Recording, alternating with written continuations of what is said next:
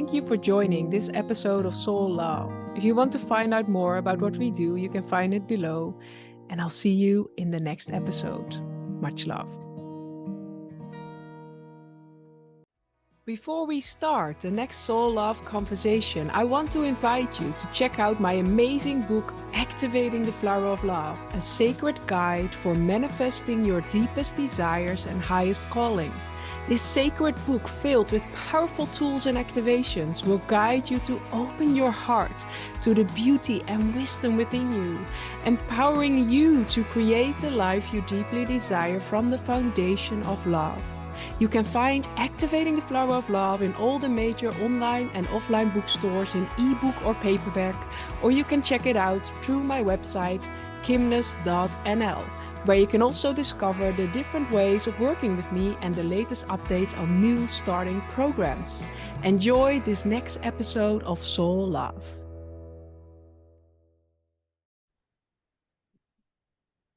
Welcome everyone to a new episode of Soul Love. And today I'm honored and excited to share a sacred conversation with Heidi McBain, and I welcome you within this sacred space. Thank you so much for having me. I'm really happy to be here. It's really great, and I always love to share these conversations, and we're both a mother, but you're also helping other parents to step into their light. And I was just looking through your Instagram account, and I really love, in one of the last shares, you said, okay, we can also just be a mom and enjoy the cookie and enjoy just being. Yes. And sometimes we can be very hard on ourselves. So maybe that's a beautiful start of this conversation. Like, what helped you to step into this space, and what really helped you as a mom too, because it's so important to nourish ourselves and to be soft and kind. And Yeah, absolutely. So I'm a mom of two, and my kids are a little older now. I have a 19-year-old daughter who's in college and a 16-year-old son who's in high school here. And I think it's just so interesting, like every phase of motherhood is so different. So, a lot of this phase is like, giving my kids a lot of grace around, how they're, starting to separate from the family and, starting to do their own thing. And at the same time, like, giving myself a lot of grace around that, there's some grief and sadness as kids are launching and getting older and separating. Like even this weekend, my daughter came home Friday night, and so we were going to do a family dinner out. And our son already had plans with his friends. And so, it's stuff like that, right? It's like, even as a mom, it's like you want everybody together. But I mean, he was right. We didn't give him a whole lot of notice. And so we sort of have it planned for next weekend. We're going to try a redo and see if we can get everybody out and together. But it's a different phase of life, having older teens, and kind of as a therapist clinically, knowing it's so important for them to have friends and have a life outside of the family, but there's also some grief and sadness around that as well.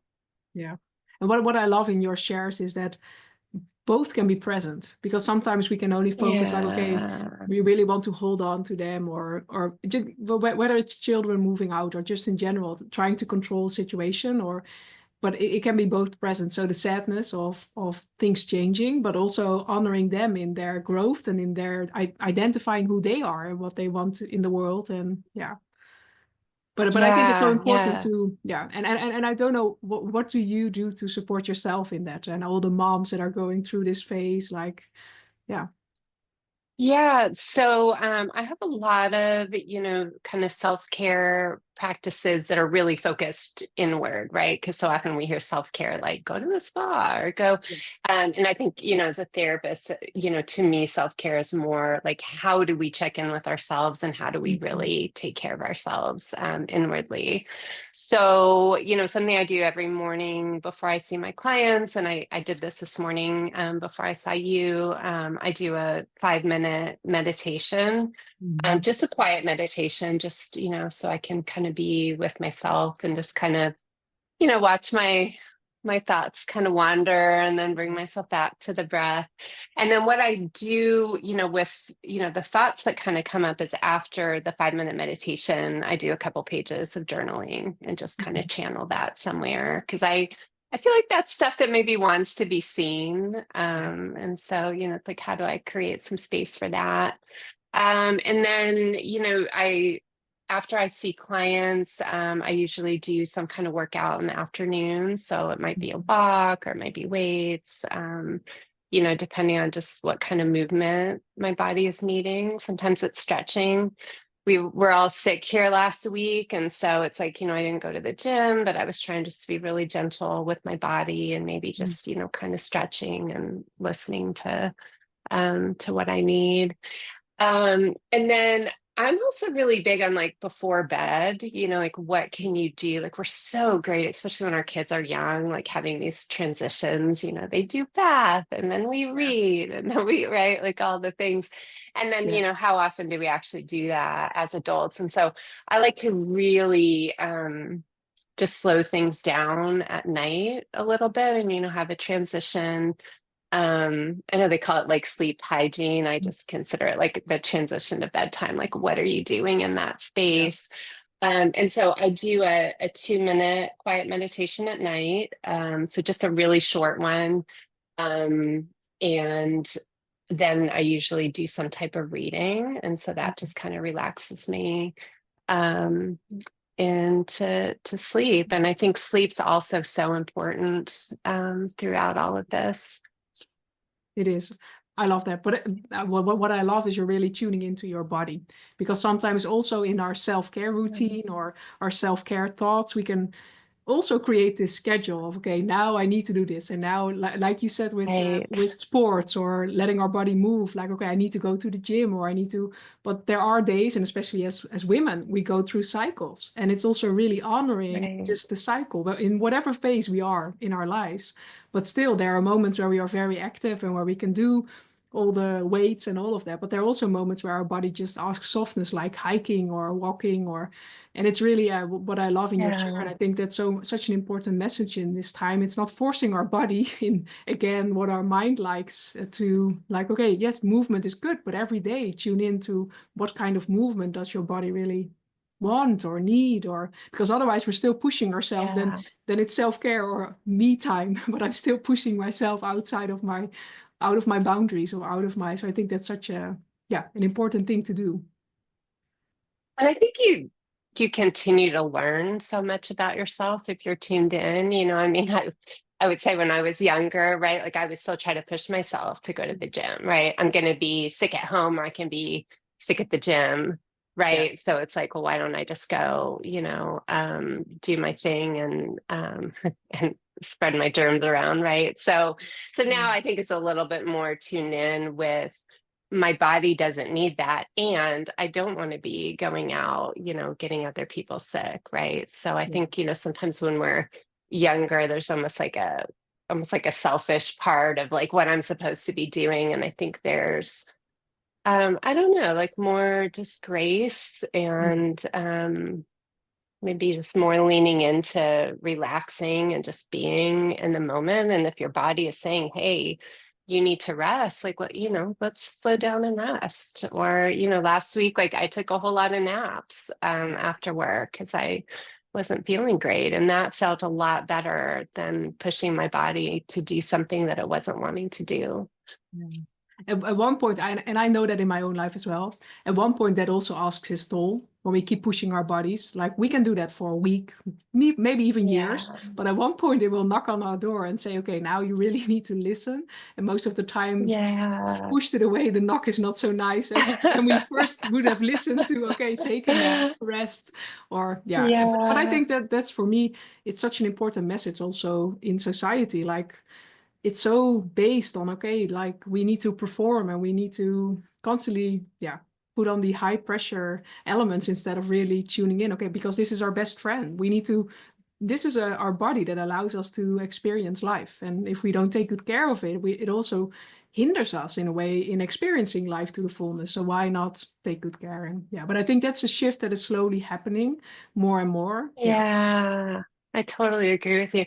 And I think it's so true, right? It's like what's kind of this internal pressure, and then you're talking about, and what's the external pressure, right? It's like all the shoulds of society saying like we should be productive at every moment of every day, right? Like, and I think sometimes exercise can be part of that productivity. And so, it's sort of I like to play around with the opposite, right? Kind of tell my clients, Yes. like, let's play the opposite game, right? What would it be like, if you didn't actually go to the gym, or you actually allowed your body to rest, or, you slept in on the weekends, or, which I get, I have Yes. older kids. So, I have kind of that blessing now that I'm not woken up at, 5 in the morning because they're Yes. ready to Yeah. play, but totally different phase of life. But I think, it's kind of playing around with some of this within the parameters. And again, kind of asking yourself, like, is this an internal battle? And like, what do I need to do about that? Can I journal about it? Can I talk about it, in therapy, or, with a friend or a spouse? Yeah. And then what's the kind of societal external pressures, or even I like to say like other people's stuff, where Yes. sometimes you tune in and you're like, oh, that's actually not my issue. Like that's Yeah. somebody else's issue, right? And then how do we like set this really nice boundary around ourselves and kind of deflect that stuff Mm. outward? Like, oh, that can stay out here. I don't actually need to absorb that. Yeah, and that's so important. But for that, we need to tune in, or we need to take moments of stillness or really inner reflection to feel, because otherwise sometimes it Yeah, can blend in and we can feel like, oh, everything is ours to take or ours to fix, or to really tune in. Okay, yeah, I love that.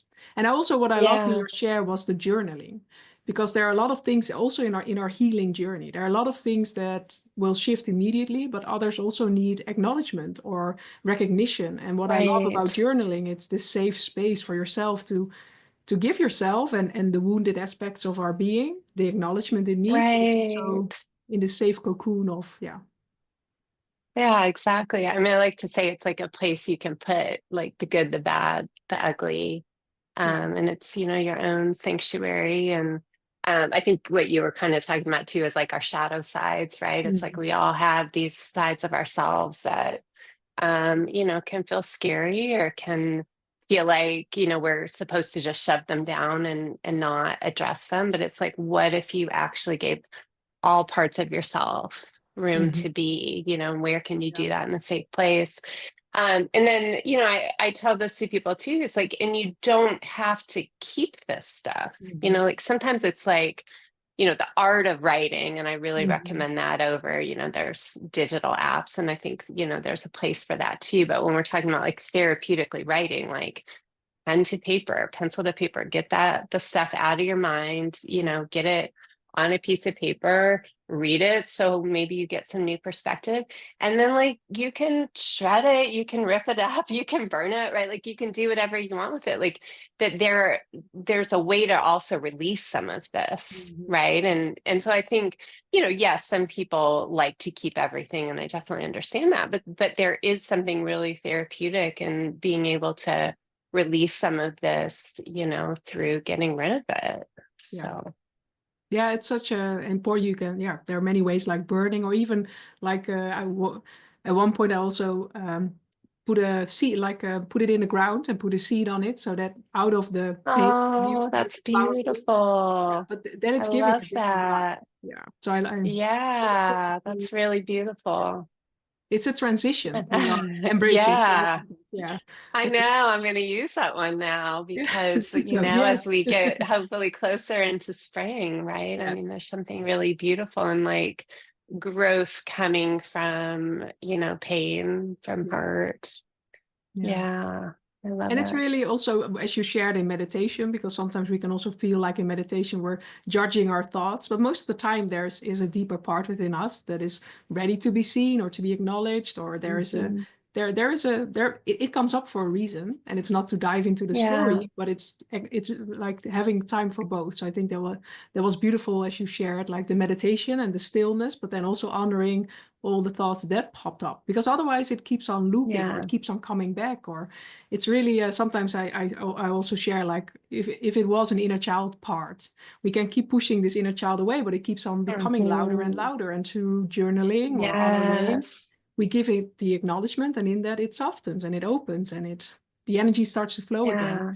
And sometimes, and that's what I love in all of these things, also as you shared, like change or healing. Sometimes it is in the most simple things that are the most profound shifts, because we can think, okay, it needs to be something Yeah. very big or grand, but it's in sitting with ourselves and honoring our needs and listening. Okay, body, what do you need? How can I support you? Yeah. Yeah. Yeah. I love that. I love that you started with the judgment Mhm. piece. Because I think, you're talking about like sometimes our inner critic can get so loud, right? And it's often because we are trying to like repress parts of ourselves that we're not comfortable with. And and it's like, and what's the offset to that? It's Mhm. compassion, right? It's grace. It's trying to tap into some of those other pieces. And so sometimes I'll tell people, it's like, the inner critic's here for a reason. We're not, Yeah. to Yes. work in, therapy is not to just squash that, right? Like we need it, but how do we offset that voice? So it's like, okay, the Mhm. inner critic is showing up really loudly. It's like, okay, how do we just kind of let that be? That's here. We can kind of let those thoughts, float away. We don't have to give them any power or any meaning.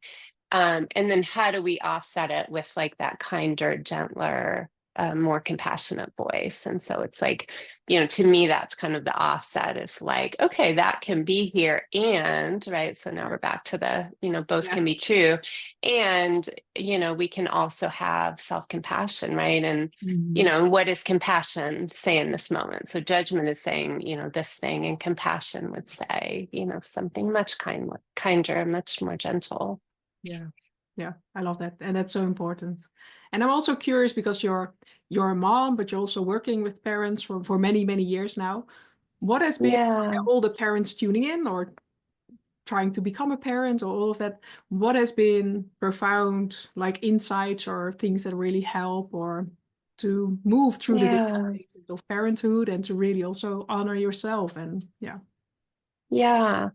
I mean, I think what's interesting, so I've been, working in perinatal mental health for many years, so mostly with pregnant and postpartum moms.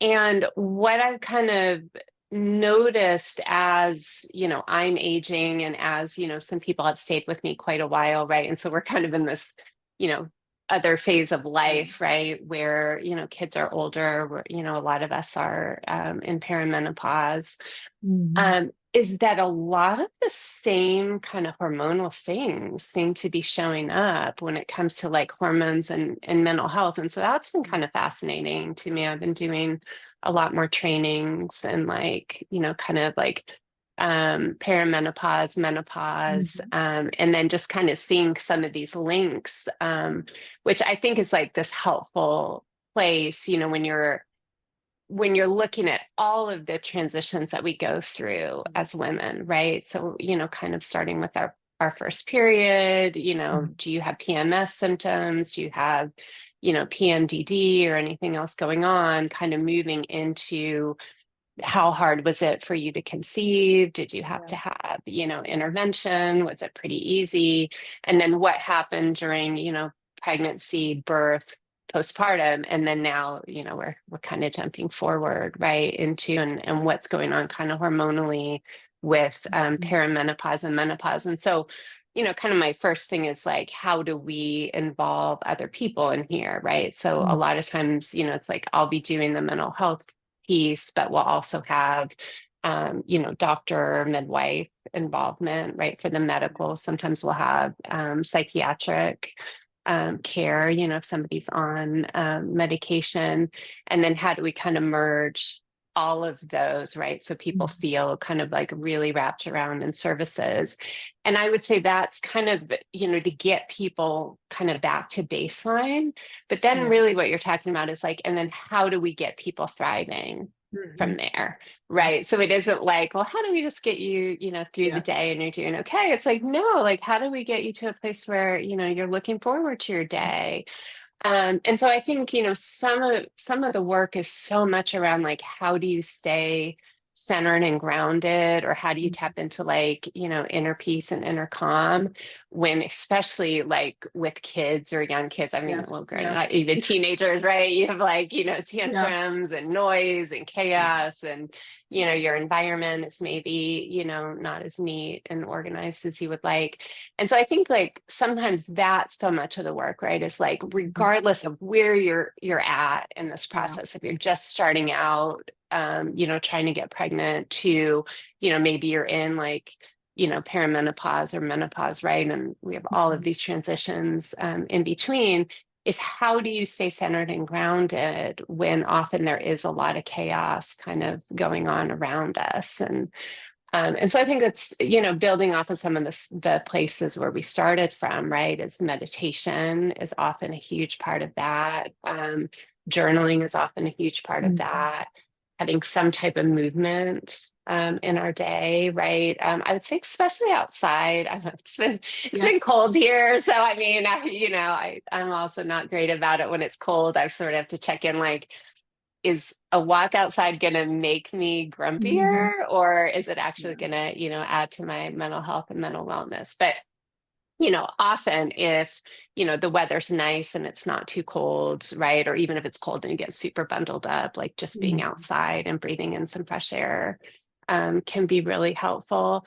And then, some of the other things that are kind of hard in motherhood, like, do you have time, to see friends and to see family, or even, even sometimes like with partners, we're talking about like, do you have time for like a 5-minute check-in with your partner every day? Just check in about your day, because so often it's like we're all missing each other. So like I'm going this direction, you're going this direction, right? Or, we're taking the kids, to all these different places. And it's like, how do you, still have this movement in life, but you don't lose yourself in there, and you don't lose your connection to the important people in your life, right? So it's like the connection to yourself, and then it's the connection outward, with family and friends. I love that. So important. And I love the grounding, but also, as you shared before, it doesn't have to take hours. Like sometimes we feel, okay, when I'm starting a Yeah. meditation, or I need to sit there for an hour. As you shared, like 5 minutes. And when you go to Yeah. bed, 2.5 minutes. We can all find those moments. My girls are now 8 and 9, so they're in a different phase Oh, now. But we can all find yeah. moments where we're just, even when it's on the toilet, and we just have a moment of, okay, I'm going to sit here 1 minute more and just check in with my Yes, body. And right. we just have a So moment, of relatable, course, or right? just in the All the car moms. waiting before you pick them up, to just for moments where you're sitting, closing your eyes. And yeah, but those moments are Yes, so important. We can take them for beautiful. granted or push them away, but it is in those simple Yeah. moments of checking in with ourselves. And what I also love is you shared, like, from surviving through a day to thriving, it is the groundedness and the inner peace. It's not, again, Yeah. something on our to-do list or something external that will make us happy. No, it's really this, we have it all within us, but it's us choosing to take the time Yeah. to, yeah. So I love that. Well, and I love what you just said, right? It's like how many of us have like hidden in the bathroom or hidden, Yes. in the car just for a couple minutes of peace, right? Yeah, So I think that's so important to share, like that we it all is. do that. We all have our places where it's like I Yeah. just need a minute or two to myself. Yeah. And then I think, back to the grounding for a second, because I get asked a lot, like, well, how do you do that? Yeah. Right? Is like we all sort of have this concept of what grounding is. And so I have a couple that, I use in my own life, and that I kind of recommend to clients. And so one really quick one is like to focus on where your feet are. And Hmm. so you focus on, like my feet have socks on, they're in my shoes, and the shoes are, on the ground. And then like I can literally, take my feet out of my shoes and put them on the ground, and, and feel the ground underneath my feet. If I need a little bit more, sometimes it's enough just to kind of feel my toes and my shoes. So that's a really quick one that I like people, you can use that, like, okay, where are my feet, right? And sort of like be here now in this moment, feel my feet on the ground.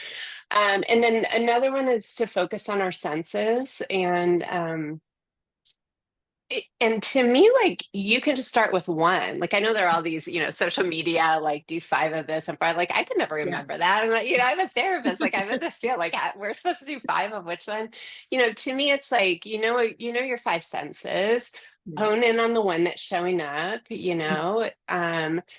And start there. And then if you need more, it's like, okay, what do I see? Yeah. This is what's right in front of me. Okay, does that ground me? It should ground you really quickly in the Mhm. moment, right? To focus on that. But if you feel like, okay, but I'm still, in my head, or anxiety's high, or, it's kind of like that background buzzing, we kind of get Yeah. sometimes when we're really nervous or anxious, is to say, okay, maybe I need another one, right? Like, what do I hear? Right. And so you can kind of slowly go through. So yeah, sometimes you could use all Mhm. 5, or maybe you need, 5 of each, right, to really get you grounded. But I would say for most of us, we're like focusing on where our feet are, and then having this added awareness of like what's going on around you when it comes to your 5 senses, right? Again, we're just really slowing things down. And I think, that again, with like journaling, meditation, right? Like these practices just make being present, being aware so much Mhm. easier, right? It's like they almost just become the default, which is really what we're going for, is kind of like getting people out of their heads, back in their bodies, or I'd say just deeper into the feelings, right? Like so Yeah. much of it is like getting back to being heart centered. So it's like when there's so much up here, it's like, how do I focus on being heart centered, having compassion flowing out of me towards other people, kind of really focusing on, I don't know, like what, for me, like what I want to be putting out into the world. Right. And so it's like when I get too much in my head, that kind of disappears. But if I can like get, re-embodied, and again, focus on where my feet are and being heart centered, it's like, okay, everything just kind of calms down. It, kind of re-regulates at least my own nervous system. And Yeah. hopefully that's Yeah. helpful for other people as well. Yeah, I think that's so important. But it's taking this space out of the mind into our heart and into our bodies, and being present. Because Um, also when you start to notice a lot of fears or stress is based on things that might happen in the future or that have happened in the past, but it's right, not present in the now. So what I love in what you're sharing and right, connecting with your feet, or also like even if you look around and start to name what you see, you bring your nervous system more to rest. But it's becoming present because as you're watching this podcast or tuning into this, like you're yeah, safe. And maybe there's a lot of things to right, worry about for the future or the past, but it's not in your present here. And it's really taking those moments of, okay, right, now I'm safe in this now moment. But in that, our whole energy field shifts, and that becomes our contribution, and that becomes the seeds for our future. And it's really honoring, like, okay, because right, when we keep worrying about what is going to happen, that are seeds that we're planting for. It's almost like a self-fulfilling prophecy. And some things are not that easy. I really know absolutely, that journey. So it's really having compassion, but it's understanding in simple ways when we're trying to tune in, okay, but now I'm safe in this moment, in even if it's just for this second, in this moment, I place my hands on my heart and I'm safe. And that is what I'm contributing, and that is what I'm planting, and that is what yes, I think that's really beautiful. And again, it can be that simple. It doesn't have to be grand gestures and hours of meditation. right, It's still like, right. yeah. So I think that's really Right. beautiful. Yeah. I love that. I do that all the time in session, right? It's just like Yeah. be heart centered, right? Just focus on, and being in this moment. And I think it's so important what you're talking about, right? Is like so often we're future focused, right? And we can clinically say, if it's all these what if statements and, some other symptoms, Mhm. maybe it's anxiety, right? Yeah. And then clinically, when we're talking about being focused on the past, right, that can be, possible depression, that can be trauma, that can Mhm. be grief, right? But what happens? It just steals this present moment It from is. us, right? Because we're focused here, we're focused this other direction. Yeah.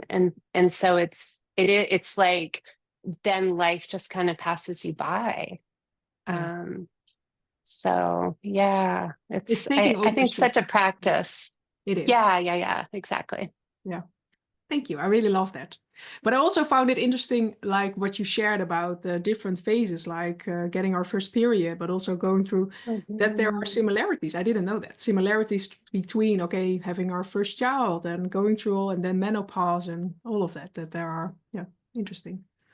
Yeah, it's interesting. I mean, I think there's going to be more and more research coming out, especially as like, more of us are aging Yeah. into like perimenopause and menopause, right? Is that I think there's going to be, more of a need for more research. But the trainings I've been taking, they're kind of finding links. Like if somebody say has had postpartum depression, then we really need to be on the lookout for depression during like perimenopause and menopause, Yeah. because that may show up again. So again, not saying it's absolutely going to show up again if somebody's No. had postpartum depression, but it's saying like let's make sure that your whole team of people has this awareness of some things that may be linked together. And if we have this awareness, then if something shows up, it's like, okay, we know what to do about that.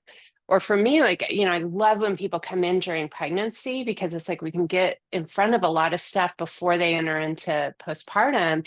And then Mm. we're on the lookout to see, after those first 2 weeks, the baby blues, right? And our, emotions are kind of all over the place. It's anything like me. My husband's like, why are you crying? I'm like, I don't Yeah. know. Like, it's like, you can't link it to Yes. anything. I'm just sad for whatever Mm. reason. But after the first 2 weeks postpartum, right, and you're through the baby blues, then we kind of pay attention to do any of these symptoms Mm. stay, right? Do they get worse? The hope is that they get better and they kind of go back down to baseline. But some of these symptoms that stay elevated, right, then can be a possible sign of postpartum depression or postpartum anxiety. But if I'm already working with somebody, then we already have, some information on what to look out for. Yeah. Um, because it's so hard, right, to be in, early postpartum and be suffering and taking care of a new baby. And a lot of people have older kids, right? So it can be a lot of moving parts. And then, like you were saying, and then we kind of look for now, are some of these things maybe going to show up at a different phase of life? Like maybe not. But it's beautiful because change starts with awareness. But what I love in what you're sharing, like Mhm. sometimes we can go so deep into certain, like we've been going through that and searching and questioning ourselves and all of that. But when we know this, we can have compassion and also have the Right. people, the support around us. When we feel that we're going into that, that we're immediately taking action instead of that it has been there for years and we're going through all of. So I think that's really a beautiful thing that to become aware of, not to judge and not that there's something wrong, but just again. Right, Yes. right. That, there's nothing wrong with you, Yes. but, that this can come up because of a hormonal piece Mhm. internally. Sometimes it can be that and exacerbated by, some things going on externally. Sometimes, there's a lot going on externally that Mhm. needs to be looked at and addressed. So, yeah. So, I mean, I would say, if, for any women listening, if they're like, oh gosh, I kind of hear myself in that, is like, the sooner you reach out for help, the sooner you're going to feel better.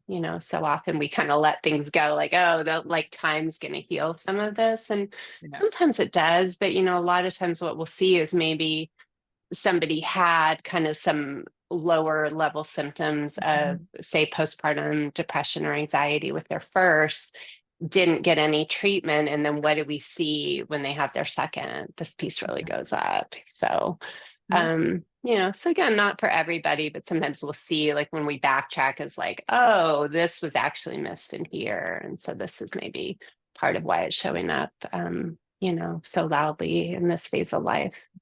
I think that's beautiful. And I think it's important that these messages go out because sometimes we can also feel very alone in those pieces or, yeah, so I think that's, Yeah. thank you for sharing and bringing Oh, awareness. sure. And I want to invite everyone, if your story resonates and if they want to know how they can work with you, to find your information below this video or audio and your Great. bio. So, and if there was one last tip or advice you want to give to everyone tuning in, what would it be? Yeah, I mean, I would just love to say, like, this day and age, like, how do we normalize mental health in the same way that we normalize physical health? Yeah. Right? It's like we're all often so good about, especially women going to the doctor and, checking Mm. out, all the aches and pains in our bodies.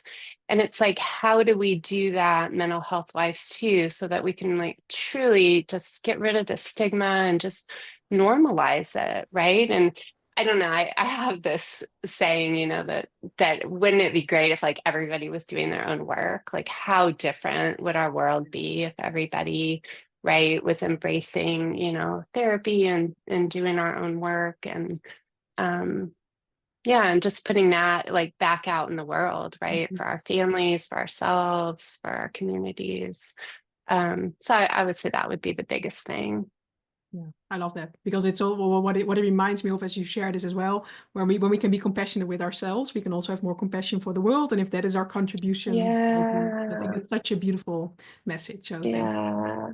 I want Thank to thank you. you for sharing this conversation, and I want to thank everyone tuning in for being here. Let us know what sparked for you in the comments below, and please follow, like, subscribe, whatever way resonates with you. But it really helps to share these empowering conversations. So yeah, for now, I want to say thank you, and see you in the next Soul Love podcast. So much love, everyone. Bye. Bye. Thank you for joining this episode of Soul Love. If you want to find out more about what we do, you can find it below. And I'll see you in the next episode. Much love.